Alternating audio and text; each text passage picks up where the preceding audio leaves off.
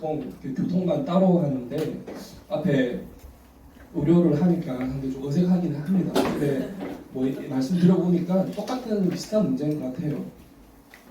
그러니까 뭐 어쨌든 민영화 문제와 공공의료의 합충인데 사실 교통 문제도 공공교통의 합충이 필요한 문제입니다.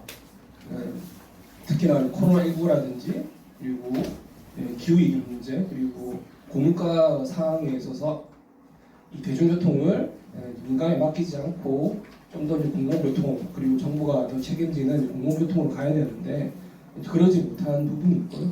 그런 부분에서 의료하고 부분은 다르지만 그 맥락은 비슷할 것 같습니다. 사실 교통 부분은 뭐 한국 사회에서 좀 마이너한 주제이기도 합니다. 그래서 저는 사실 그동안에 많이 안 바빴는데요. 근데 최근에 코로나 때문에 그리고 기후위기 문제라든지 그리고 최근에 고물가 문제 그리고 서울시가 이제 결정적으로 교통요금 인상을 시키면서 상당히 좀 바빠졌습니다. 그만큼 교통 문제가 더 주목받는 것도 있지만 그동안에 한편에 보면 그동안에 누적되는 문제들이 사실은 이제 터지고 있는 거죠. 현상에서. 그래서 오세훈 시정이긴 하지만 그동안의 서울시의 어떤 정책 평가라고 보시면 될 것 같고 그리고 대중교통, 공공교통 문제도 워낙 다양하기 때문에 다 말씀드릴 수 없을 것 같고 그래서 크게 교통요금 인상 문제와 그리고 수단별로 버스 중고 문제 그리고 경제적 문제 이렇게 크게 좀 세 가지로 해서 좀 말씀드릴 수 있을 것 같습니다. 최근에 제일 좀 이슈가 되는 게 오세훈 시장이 교통요금 인상을 했죠. 근데 이 교통 정책에는 다양한 목표가 있습니다. 특히나 코로나19 이후나 기후위기 그리고 공급과 시기에는 이런 요금 정책 목표가 중요해지고 있는데 크게 보면 비용 횟수, 그리고 수익 목표, 사지 형평성, 연대성, 이용 확대 등이 있습니다. 그러니까 요금이라는 게 상당히 운영비를 커버하는 데서 상당히 중요한 원천이 됩니다. 그렇기 때문에 비용 횟수, 그러니까 운영에 들어서 비용이 발생하기 때문에 얼만큼의 부분에서 해소할 수 있을까의 문제, 그리고 뭐 이 신자유주의가 극대화한 나라 같은 경우에는 이 요금을 통해서 수익을 극대화시키는 거죠.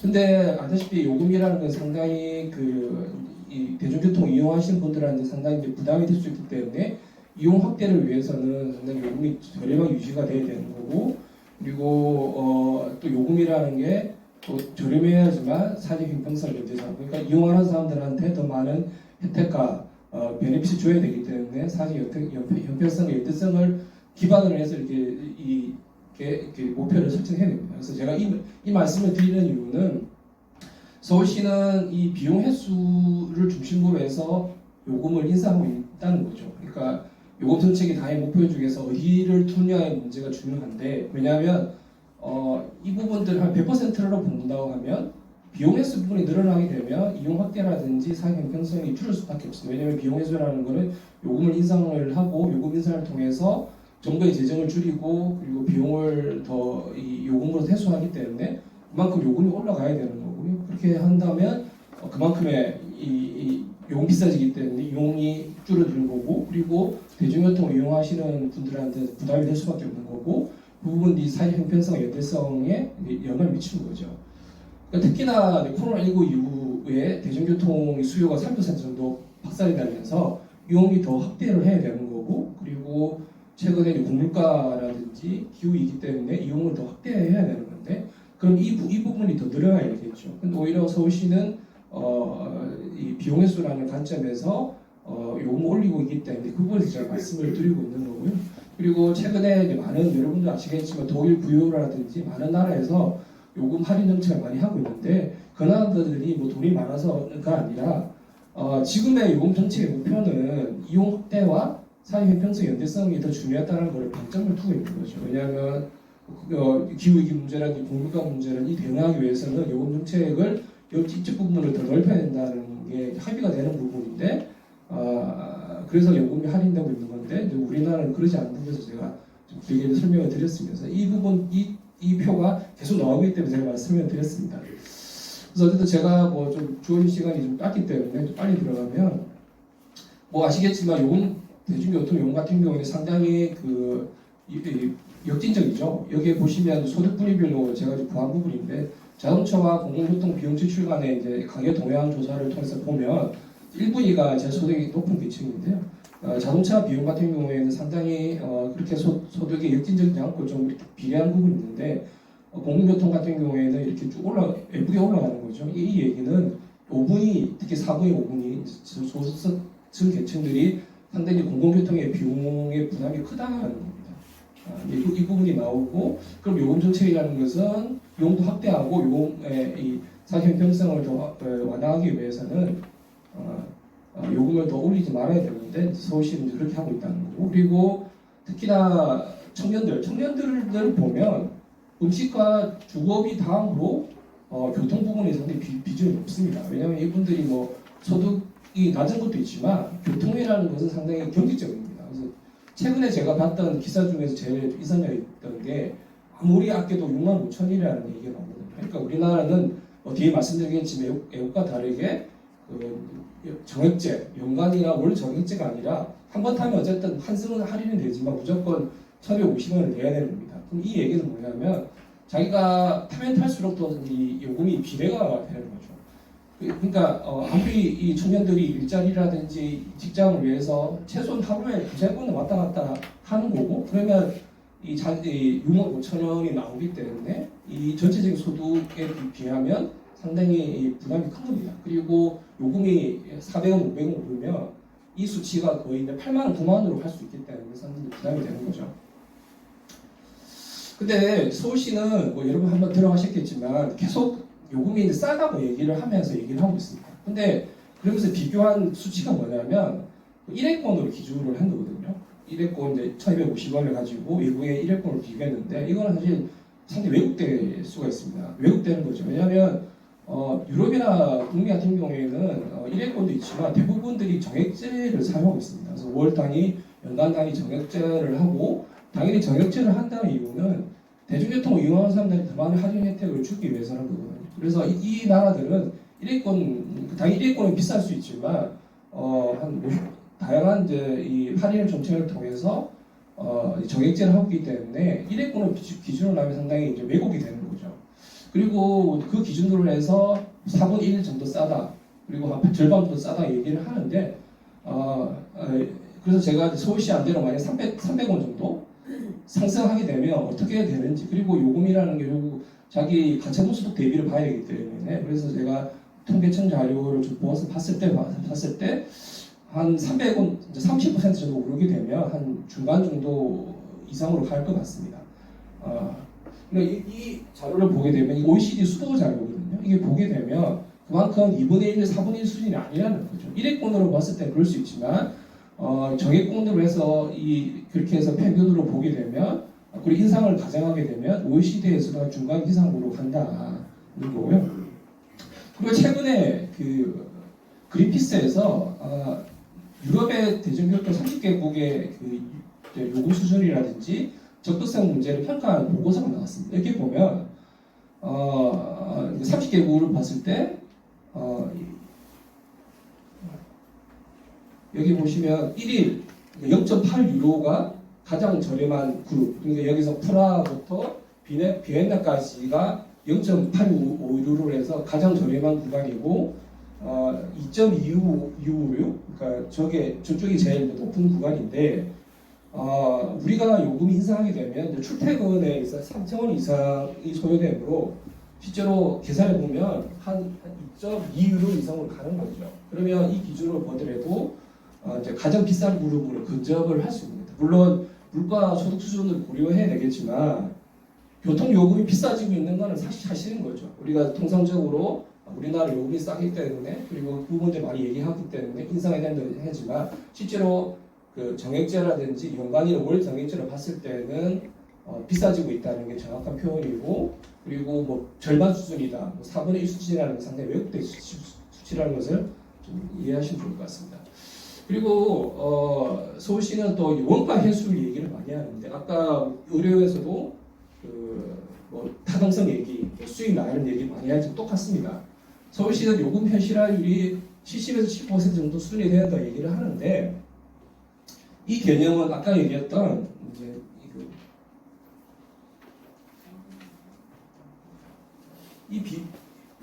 이 비용 횟수 개념으로 사실 공급 이 부분을 확대시키는 거거든요.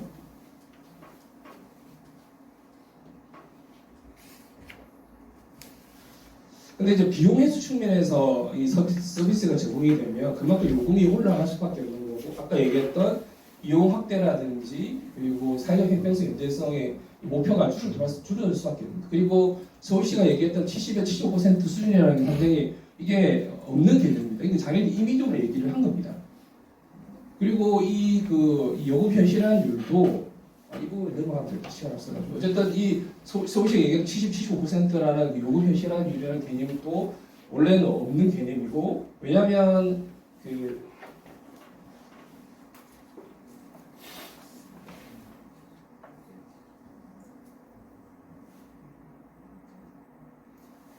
왜냐면 유로 같은 경우에는 운영비 조달에서 재정이 50% 정도 기여하고 있습니다. 그러니까 이건 제가 한 얘기가 아니라 UITP라는 데서 한 건데, 그러니까 유로 같은 경우에는 원가 해소율 개념이 아니라 이 공공 서비스이기 때문에 시민들이 내는 요금과 그리고 정부가 지출하는 재정을 이제 뭐 4대 6, 뭐 5대 5 정도 이렇게 비율을 보는 거죠. 우리나라처럼 비용 해소 개념이 아니라 그렇게 재정이 어느 정도 투자할 테니까 요금 해소에 대해서 어느 정도 부담시키겠다는 그런 합의가 있는 거죠.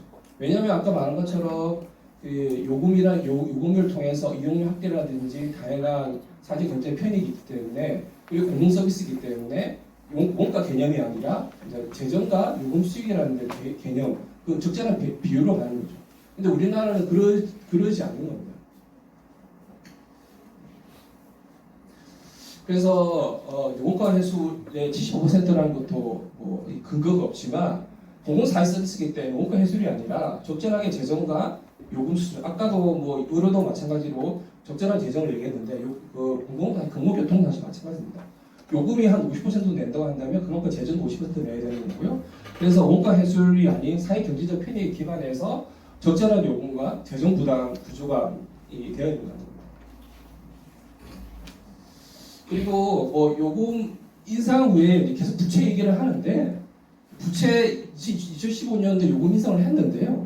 실제 부채를 줄지 않았습니다. 왜 그러냐면 그만큼 그 요금이 올랐기 때문에 그러면 서울시의 어떤 재정 기운도 좀 줄었지만, 근본적으로 이 서울 지하철 같은 경우에는 구조적인 부채들이 있는 거죠. 뭐 무임수송이라든지 환승성실이라든지 다양한 이런 부분들이 있기 때문에, 그리고 코로나 3년 동안 2019년 대비 1조 원 이상의 요금 수익이 손실이 발생했습니다. 한 30% 정도의 이용이 줄어들면서 3년 동안 1조 원 이상의 요금 수익의 손실이 발생을 한 거거든요. 근데 여기에 대해서 전혀 지원이 없었던 거죠. 이런 구조적 부채에 대한 문제, 그리고 여기에 대해서 지원 문제에 대해서 생각하지 않고 그냥 요금 인상을 통해서 부채를 해결하겠다는 생각을 하고 있습니다. 그리고 사회정책으로서의 중요성 강간한 것은 여러분 독일의 구유로 많이 들어보셨겠지만 많은 나라에서 지금 요금 부산교통이나 요금 할인 정책을 실시하고 있습니다. 예를 들면 우리나라와 경제력이라든지 인구 규모가 비슷한 스페인 같은 경우에는 지금 우리나라 치면 수도권 광역 전철을 모두 지금 부산으로 하고 있습니다. 그리고 도시교통은 50% 정도 할인하고 있는 거예요. 물론 1년 반 정도의 기간은 한정이 있지만 스페인 같은 경우는 대대적인 이제 할인 정책을 펼쳤는데, 이 나라가 아까 말씀드렸지 돈이 많아서 하는 게 아니라 아까 말한 것처럼 이용료 확대라든지 고물가 시대나 기후위기 시대에 그리고 코로나 시대에 이용료 확대를 위해서 과감하게 요금을 할인하고 있는 겁니다. 그런데 한국은 아무런 대책이 없는 거죠. 심지어는 같은 국힘 시장인 박현종 부산시장은 요금 할인 정책을 발표했죠. 그러니까 4만 5천에서 9만 원 사이의 요금 관련해서 할인을 해주고 동격전으로 환수해주는 요금적 할인 정책을 발표했는데, 한 15에서 15% 정도의 요금 교통 할인 기대가 발생할 것 같습니다. 이게 보도자료를 봤는데 똑같습니다. 보도자료 보면 기후위기, 그리고 코로나 대응, 그리고 공물가 때문에 요금을 할인한다고 얘기를 하고 있습니다. 똑같은 국힘 시장이고 똑같은 상황에 대해서 서울시장은 다르게 판단하고 있고 부산시장은 다르게 판단하고 있는 거죠. 사실 그 차이는 뭐냐면 아까 말한 것같이 똥물뱅이에서 내가 어디에 더 중점을 두겠다. 내가 이용료 확대라든지 사회 형평성, 사회 경제 편익에 더 기반한 사회 형평성을 더 하겠다는 게 그 부분이 더 지금 중점이 되는 거죠. 그러니까 이 요금 문제라는 게 상당히 어떤 과학적이고 어떤 그게 있는 게 아니라 내가 정책에 대해서 어디에 대해서 더 중점을 두냐에 따라서 그만큼 재정이 수요되면서 이 정책이 수반된다. 그래서 여기 보면 이제 사회 정책으로서의 중요성 관가 보면 이걸 제가 한 게 아니라 부산 도시철도 지하철에 사측이 형성한 건데 사회 경제적 편익이 1조 5천원 정도 되고 운영 비용이 7천원 정도이기 때문에 순편이 8천원 정도 된다. 이 얘기는 뭐냐면 8천원 정도 순편이 발생하기 때문에 부산시가 8천원 정도의 별도의 재정을 지원해도 된다는 얘기입니다. 뭐 아시겠지만 뭐 대중교통은 당연히 그 암묵적인 이 대중교통 같은 경우에는 암묵적인 비용이 많이 발생하는 거죠. 뭐 교통사고 줄인다든지 환경 비용도 절감되기 때문에 자동차에 비해 자동차는 사실은 이러한 보이지 않는 비용들이 많죠. 당연히. 근데 대중교통은 오히려 보이지 않는 비용들이 더 많기 때문에 여기에 대해서 더 지원을 해줘야 되는데 서울시 같은 경우에는 우리나라 중앙정부도 유류세를 9조 정도 감면을 하고 있고 이걸 더 연장하고 있고요. 그리고 서울시 같은 경우에는 민주사업자 우회선 터널 요금을 동결을 하고 있고요. 그리고 서울시 주차 요금은 세계적으로 상당히 저렴합니다. 대중교통 요금은 유럽 이렇게 비교하면서 싸다고 얘기하는데 대중교통 주차장 요금은 또 이렇게 싸죠. 그러면 주차장 요금은 또 올려야 되는 거죠. 그러지는 않는 거죠. 그리고 아시다시피 혼잡 터널도 거의 폐지하려고 하고 있는 거죠. 그리고 교통 혼잡 비용이 한 7조 정도 나는데 실제로 교통 유발 부담금은 여기에 한 20%에 불과합니다. 왜냐하면 계속 다양하게 할인을 해주는 거죠. 그러니까 도로 이용자라든지 오염 유방자들에 대해서 다 할인해주고. 그러니까 대중교통 이용자들한테 더 많은 혜택을 줘야 되는데 자가용에 대해서 여전히 많은 혜택을 주고 있고 오히려 더 강화하고 있는 게 오세훈 시장입니다.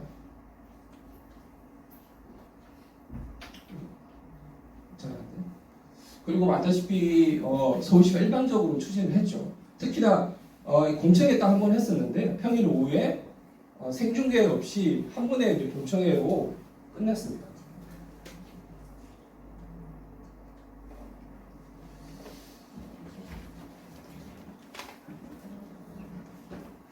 그래서 교통요금 관련해서는 이제 교통요금 인상을 철회해야 될 것 같고요. 그리고 무제한 정기권 도입 및 사회적 할인 대폭 확대해야 될 것 같고요.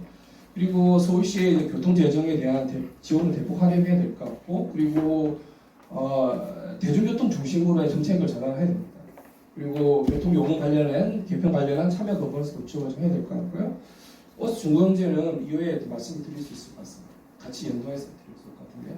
버스 중고경제도 여러분들은 뭐라고 얘기를 많이 해서 좀 다 이해하실 것 같은데요.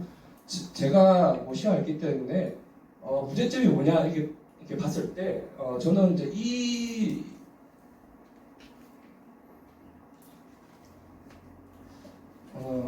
표를 들이대거든요. 이게 감성에서 나온 줄 알았는데 지금 서울시의 그 65개 회사의 단기 수익이 673억 원이고 그리고 배당액이 483억 그리고 미처분 이익이 5천억 정도 되고 있습니다. 그러니까 상당히 어마어마한 그 수익이 많은 거죠. 단기 수익이 600억, 700억 정도 났고 배당액이 한 500억 정도 났고 미처분 이익이 한 5천억 정도 났습니다. 보통 서울시도 그렇고 제가 표현한 주류의 학자들은 버스 같은 경우에는 인건비가 70, 80% 되기 때문에 회사들이 망가먹는 게 없다. 근근히 활동한다. 영업활동 한다고 하는데 버스 중소형제는 그렇지 않는 거죠. 왜 저렇게 많이 이렇게 먹게 되냐면 사업자에 대한 이윤도 많지만 이 부분들이 부조금이 아니고 이제 지원금이기도 하고 그리고 버스 회사들한테 다양한 특혜가 돌아가는 거죠. 재투자 비용이라든지 차량 구입 비용 같은 부분들이 많이 돌아가는 겁니다. 그리고 특징을 보면 여기에 보면 서울시 버스 재정이 갑자기 한 3천억, 2천억 가고 있는데 2020년도 6천억 정도가 들어갔습니다. 왜 그 서울시 6천억 정도 들어갔겠습니까? 그러니까 지금 버스 같은 경우에는 운영 수익 리스크를 공공이 전적으로 부담하는 겁니다. 그러니까 지하철과 완전 반대인데 이 버스 뭐 여러분 중공인지 잘 아시겠지만 사업 원가가 표준 운송가가 있으면 운영 수익에 부족한 부분들을 재정으로 지원해 주는데 서울시가 2020년도에 코로나 때문에 버스 운송 수입이 이제 이용 승객이 40% 줄어들면서 그 부분의 그 요금 수익 그에 부족한 부분을 서울시가 이렇게 메꿔 주게 되는 거죠. 그러니까 코로나19 이후로 지하철 같은 경우에는 그 30% 요금 그 이용 수익이 줄어들면서 1조 원 이상의 손실을 입었지만 뭐 민간에서는 전혀 그런 이제 이 손익을 보지 않고 오히려 서울시가 메꿔주는 거죠. 그러니까 사실 반대가 되는 거죠. 그러니까 이게 아까도 의료에서도 민간과 공공의 문제를 얘기했지만 교토도 마찬가지입니다. 오히려 민간에도 이 특혜를 주는 이런 부분들이 이제 개선이 되어야 되는 거죠.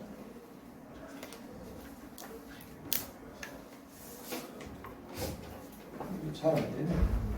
그리고 알다시피 사업펀드가 많이 대규모로 지금 버스 중공업에 들어오고 있습니다.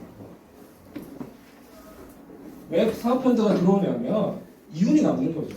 기본적으로 매출액의 3%를 주기 때문에 이제 들어오는 거고 가만히 있어도 3% 정도가 기본적으로 됩니다. 그러니까 사업펀드의 버스 중공업의 진입은 완전한 민자 사업화의 의미입니다.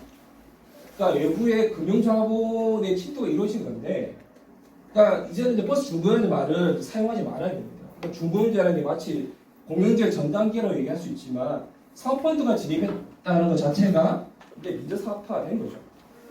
사업펀드는 모이게 됐다는 거죠. 그래서 사실 버스 중공업제도 사실 이 얘기도 한 30분 얘기를 해야 되는데 오늘 별 시간이 없어가지고 말씀드리면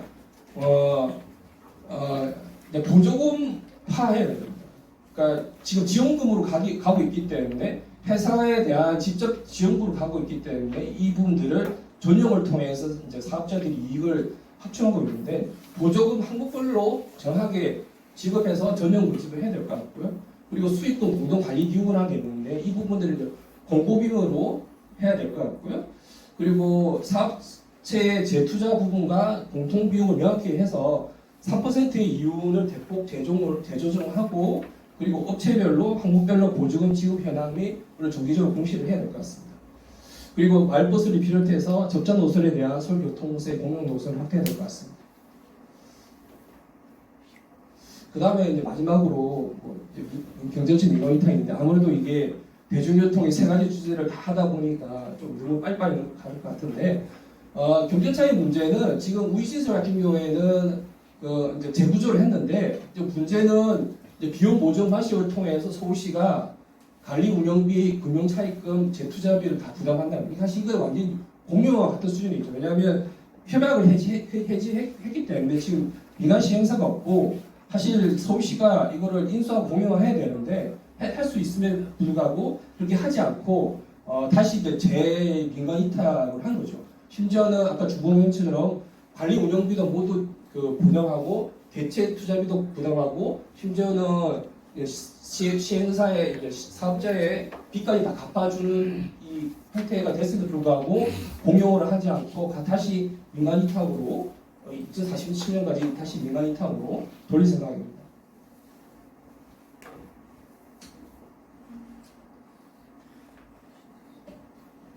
근데 이거는 전체적인 경제적 민간 이탁의 문제점인데요. 그러니까 이미 그 최소 비용 보조금이라는 게 이 원래 연간 사업 운영비라는 게 이렇게 정해져 있기 때문에 이 부분들의 운영 수익의 부족한 부분을 이제 보조금으로 주고 있는데요. 오히려 이렇기 때문에 아까 중공업체처럼 민간 사업자들이 자신들의 요금 수익의 운영의 이 위험을 리스크를 정부에 떠나는 거죠. 어차피 사업비는 보장이 되어 있기 때문에 사업자들은 이 운영 수입에 대해서 전혀 신경을 쓸 필요가 없는 겁니다. 이 부분들이 보장이 됐기 때문에 그런 부분들에 대한 리스크는 서울시가 지는 거죠. 그러니까 수입이 그만큼 줄어들면 그만큼에 대한 서울시의 보조금이 더 늘어나는 거죠. 그리고 서울시 입장에서는 이 부분들을 사업비라는 게 사업 운영비라는 게 보조금이기 때문에 이 부분이 보조금에 영향을 미치기 때문에 이 부분을 더 줄이려고 하기 때문에 오히려 인건비 절감이라든지 이런 부분에 문제가 발생할 수 있을 것 같습니다. 네, 죄송한데요. 네. 3, 4분만 끝내주세요. 네, 사실은 좀 세 가지를 다 하려고 무리였던 것 같긴 해요. 네, 그래서 좀 가면 그리고 서울시 경제처리 지금 1기, 2기, 3기로 진행이 있고 이게 우이신설 문제뿐만 아니라 전체적으로 다른 문제, 다른 노선에 똑같이 벌어진 문제이기 때문에 우이신설 예를 든 거거든요. 그래서 전체적으로 한 10개 노선에서 세이가 발생할 것 같습니다. 그러면 어떻게 해야 되냐? 지금 개별로 하고 있는데 똑같이 우이시설 같은 신림선도 그렇고 서울시 메트로도 그렇고 똑같이 문제가 지금 발생하고 있습니다. 그리고 지금 이 서울시 도시교통실장도 이 우리 지금 경제적 문제가 있다고 좀 토론을 했고요. 그리고 여기 보시면 공교롭게도 이쪽은 이제 이게 고무 차량 중심이고 이쪽이 철 차량 중심인데 이쪽은 이 공용 노선이거든요. 그래서 저희가 얘기하고 있는 거는 이쪽 공용 노선 그리고 기술적으로도 다 고무 차량이기 때문에 같이 이거를 이때는 공용을 하자. 이쪽을 공용을 하고 문제 생기고 있는 이 민간 노선을 우리 시설 비롯해서 인수를 하자는 입장입니다. 그래서 공용을 하자는 얘기인데 크게 두 가지 방법이 있습니다. 서울교통공사의 경제적 사업본부를 통해서 할 수 있는 방법이 있는데 이 부분은 근데 지금의 이 기존에 있는 유인 중절제 조직에서 상당히 좀 상이한 조직이 인수가 되면서 이제 반대할 수 있을 것 같고요. 별도로 서울시 경전적 공사를 설립할 수가 있을 것 같은데 그런데 서울시 경전적 공사를 설립해서 하게 되면 서울교통공사가 존재하고 있는 상황에서 중복에 따른 설립 타당성의 논란이 있을 수 있을 것 같습니다.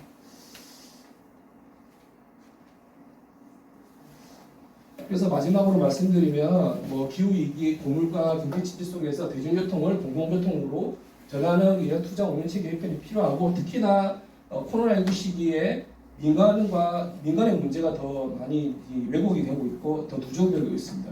그런데 그럼에도 불구하고 서울시는 대중교통에 대해서 아무런 계획 수립이 없고 일방적으로 요금을 인상을 했고요. 특히나 아까 의료에서도 얘기했지만 대중교통의 사회적 경제 편익을 고려해서 적자 개념이 아니라 원가 해수율 개념이 아니라 재정과 요금 수익에 대한 적절한 분담률로 접근해야 된다. 볼 수 있을 것 같습니다. 그리고 오히려 근데 이 민간버스라든지 민자철도는 민간인도 불구하고 모든 부담을 공공으로 떠넘기면서 상당히 이 재정이 낭비되고 있기 때문에 운영체계 개편이 필요할 것 같고요. 그래서 버스와 경주차의 공용화가 필요할 것 같고 그리고 자동차 이용자 형평성을 위해서 대중교통 이용자에 대한 지원이 필요할 것 같고 그런 측면에서는 분야 경기권을 비롯한 사회적 할인 요금 체계가 개편이 필요할 것 같습니다. 네, 이상입니다. 4시간 동안 버스 요금과 관련한 내용, 그 다음에 버스 준공연이고요. 그 다음에 우리가 경전철과 관련해서 좀 말씀드렸습니다. 버스 요금의 문제는 그거 같아요. 수입자 부담의 원칙에 따라 소비자의 부담분을 누릴 것이냐가 핵심이 아니고 정부가 이런 부분에 어떻게 책임을 다하게 할 것이냐 그게 핵심이 될 것 같아요. 두 번째 버스 준공연제와 관련해서 사실 버스 회사에 대한 지원들이 1년에 몇천 원씩 되고 있지만 실제 그걸 보고 이제 지원을 하고 투자하고 가지만 공공교통, 특히 지하철을 중심으로 하는 데 있어서는 내가 인색한 투자를 회피하는 이런 문제들이 나타나고 있는 얘기하고 있고 그 다음에 민간 경전철과 관련해서는 실제 우리 경전철이 계약 폐지가 되면서 공용화의 가능성들을 많이 좀 얘기했었었는데 실제로는 공용화 되지 못한 민간이 시작되는 과정을 보면서 결국 이거는 이제 정책에 대한 의지의 문제인 것이고 시간이 없다라고 하는 것은 핑계인 것 같아요. 그런 측면에서 좀 말씀을 좀 해주셨습니다. 네, 다음으로 우리 문영욱 일반은 교통패스였는데 문영욱 님께서 토론을 해주시겠습니다.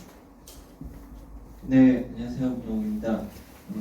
앞서서 발제 너무 잘 다뤄주셔가지고 저는 이제 전반적으로 이제 저희가 다 동의하는 내용이고 이제 저희는 이제 기후위기 대응책으로서의 교통 정책을 좀 집중적으로 한번 좀 살펴보고자 합니다. 오세훈 서울시장이 이제 취임하고 얼마 안 있어서 2050년 서울시 기후행동 계획을 발표하고 또 로드맵을 또 제시를 했습니다. 근데 이제 발표한 자료에 따르면은 그 교통 수송 부분이 상당히 이제 높은 비중을 차지하고 있어요. 19.2%로 두 번째로 높은 비중을 차지하고 있는데, 그렇다면 이제 이 수송 부분에 어떻게 탄소 중립 계획을 갖고 있는지 저희가 좀 살펴봐야 될 것 같습니다.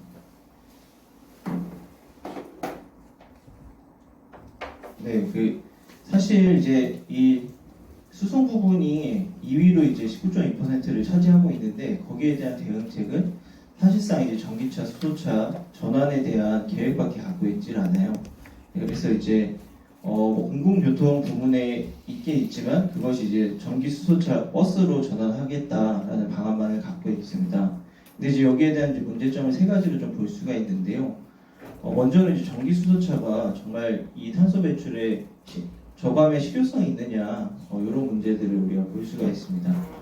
우리나라의 재생에너지 전환 비율이 작년에 발표한 바로는 8.45%에 불과하거든요. 그래서 이제 우리나라가 아무리 전기차로 전환을 한다고 하더라도 그게 정말 석탄 발전을 우리가 이제 석탄을 줄일 수 있는 것이냐? 그렇지 않습니다. 전기를 결국에 이제 석탄을 사용해서 생산을 하기 때문에 이건 결코 탄소 중립 대응책이라고 볼 수가 없다는 것이죠.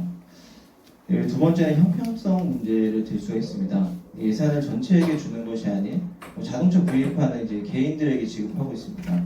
서울시는 2022년, 23년 올해까지 전기차 보급 계획을 27,000대로 계획을 하고 있어요.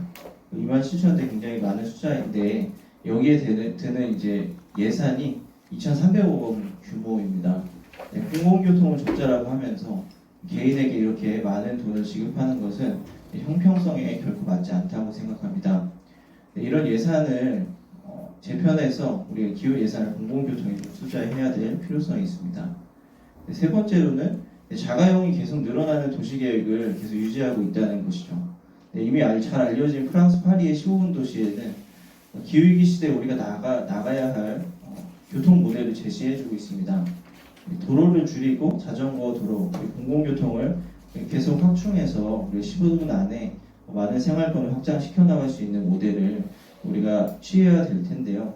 공공교통 이용률, 앞서서 이제 발제에서도 말씀해 주셨지만 이용률을 높이고 이 자가용 이용률을 줄이는 것이 기후위기 시대에 서울시가 나아가야 할 방향이라고 생각합니다. 공공교통에 투자하는 것이 탄소 저감의 가장 확실한 방법이고, 지금 전기 수소차 보급에만 집중되어 있는 이 탄소 계획을 우리가 좀 변경시켜 나갈 수 있도록 운동을 진행해야 될 필요가 있는 것 같습니다. 구유로 패스에 대해서 저희가 사실 1만원 교통 패스를 저희가 내건 것은 이제 앞서 말씀해 주셨던 구유로 패스에 대해서 저희가 이제 모델링을 한국형으로 해보자라는 취지에서 이렇게 운동을 시작한 것인데요. 작년 독일에서 3개월간 구유로 패스라는 이제 독일에서 시범 사업을 진행했었습니다. 구유로 패스의 배경은 우크라이나 전쟁의 에너지 비용이 우크라이나 전쟁 때문에 에너지 비용이 굉장히 높아지면서 거기에 대한 이제 시민들의 이제 부담감이 있었고, 그로 인해서 이제 자가용 이용률이 점점 낮아지는 그런 추세 가운데에서 진행이 된 걸로 알고 있습니다. 그 이전에도 이제 그 독일 정부에서는 이제 이런 무상교통에 대한 여러 가지 시험들을 하고 있었는데, 거기에 이제 가장 중요한 계획이 또 성공적으로 이루어졌던 거죠. 결과적으로는 3개월 동안 이제 구유로 패스 시범 사업을 통해서 180만 톤의 탄소를 저감할 수 있었다고 발표하고 있습니다.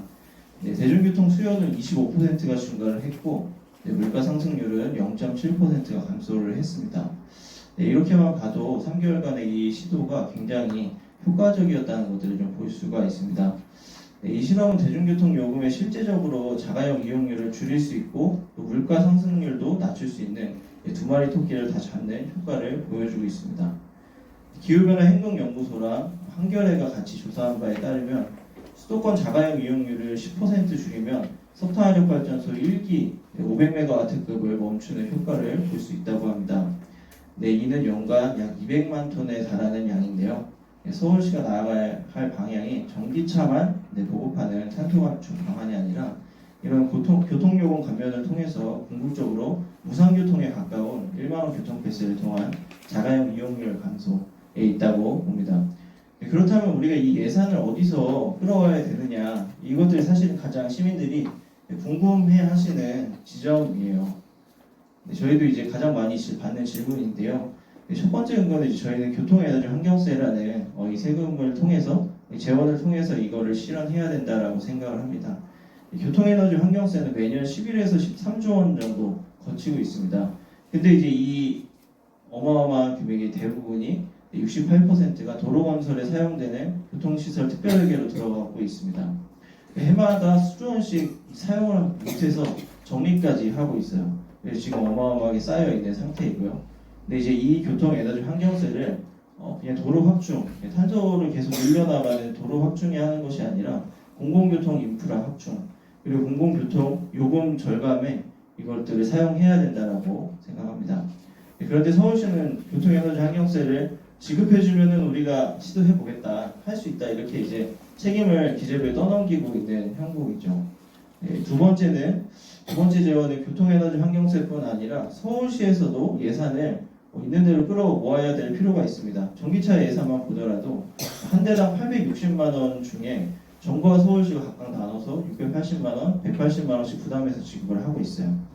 그런데 이제 이 공공교통 부분에 대해서는 돈이 없다, 적자라는 이야기만 계속 하고 있는 거죠.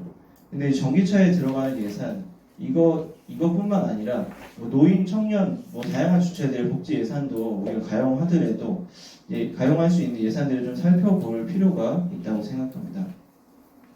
그리고 이제 서울 그레이트 한강 프로젝트 이후에 발표하실 것으로 예정되어 있는 것 같은데, 그런 사업들을 할 수 있는 예산은 있는데 공공교통은 계속 적자라고 하는 것은 결국에는 이제 시민들을 속이는 거죠.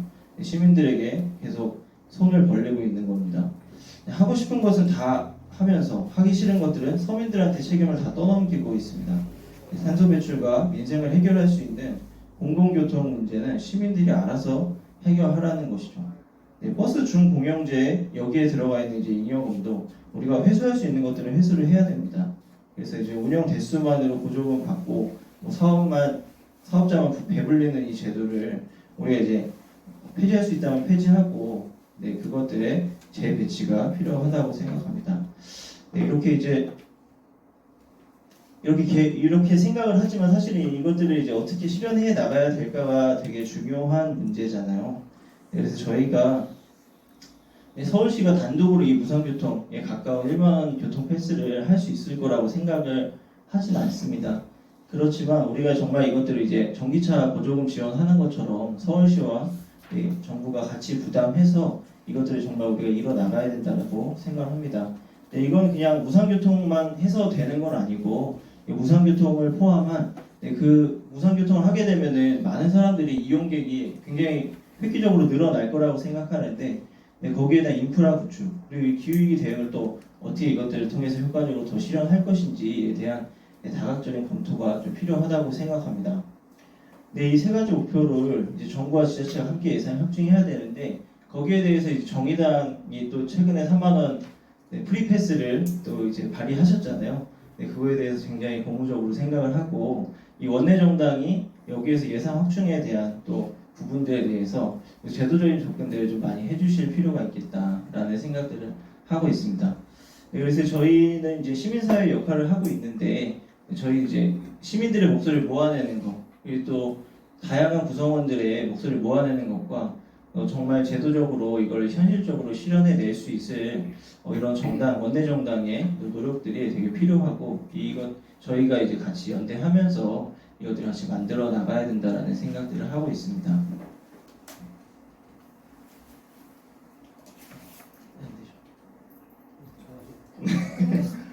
그랬어요.